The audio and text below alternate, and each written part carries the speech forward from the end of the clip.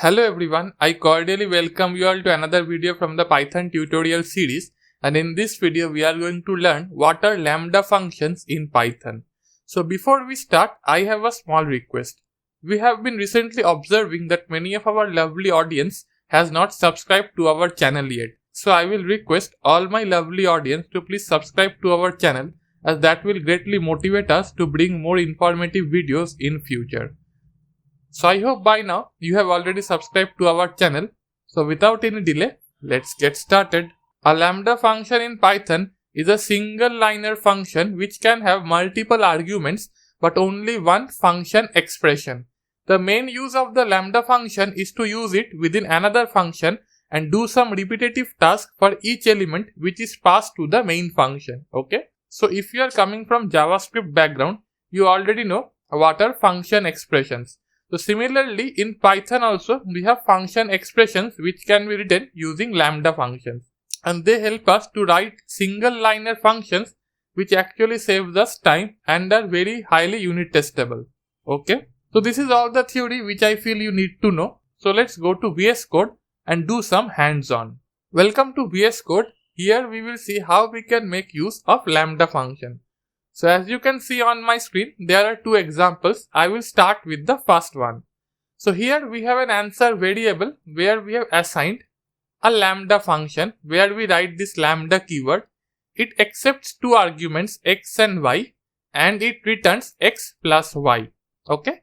So when we will call answer 2, 5, so basically we will call this function expression which actually resembles this one.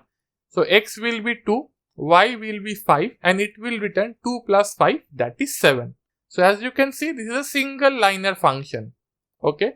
In many of the large scale applications, these Lambda functions are basically used to write some utility functions. Okay. So let's run the code and see if what we are telling is correct or not.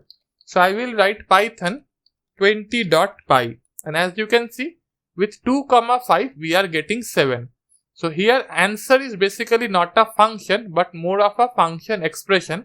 That means you create an anonymous function and you assign it to a variable. And when you call this variable, basically this function gets invoked with the required arguments and returns you a value. Okay. Let's go with the next example. In JavaScript, you already know that functions are basically first class citizens. That is, you can accept functions and arguments and you can also return functions. Okay. Similarly, in Python we can do the same using Lambda functions. So here we have a function add something which accepts an argument and returns a Lambda expression where this Lambda expression accepts an argument a and returns a plus n, where n is the value which is accepted by the parent function. Okay. So here I have said add something 10. So here this Lambda expression will not evaluate. When add something 10 will be called, this function will return this Lambda expression saying Lambda a colon a plus n. So here n is 10. So a colon a plus 10. And this Lambda expression will be stored in this increment. And when I will invoke this increment, now a will accept 11 and it will return 11 plus 10, that is 21. So let's run the code and see if we are correct or not.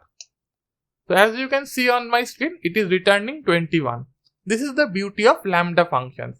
Lambda functions are linear functions. They are one-liner functions.